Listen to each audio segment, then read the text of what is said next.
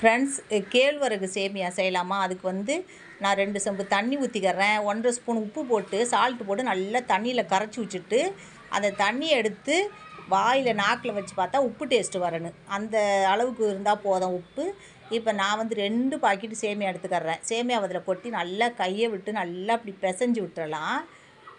பிசைஞ்சு விட்டுட்டு கரெக்டாக நம்ம 5 நிமிஷம் அதை வந்து தண்ணியிலே ஊற வச்சுக்கிறலாம். இப்போ வந்து 5 நிமிஷம் நல்லா ஊறிடுச்சு. இப்போ வந்து இட்லி குக்கரை வந்து நல்லா ஃபுல் ஃப்ளேமில் வச்சு ஆவி வந்த பிறகு மீடியம் ஃப்ளேமில் வச்சுட்டு இந்த சேமியாவை கையில் எடுத்து நல்லா தண்ணியை உதறிட்டு நம்ம வந்து இட்லி அவிக்கிறது போல் நம்ம வந்து எல்லா தட்டுலையும் வச்சுக்கிறலாம்.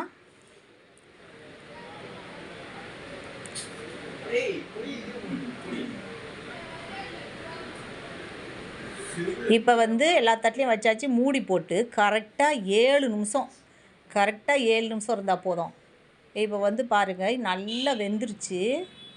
இங்கே பாருங்கள், நச்சா கூட கையில் அவ்வளோ நைப்படுது. இப்போ எடுத்துக்கிறலாம் கேழ்வரகை. இப்போ வந்து தட்டில் போட்டுக்கிறலாம்.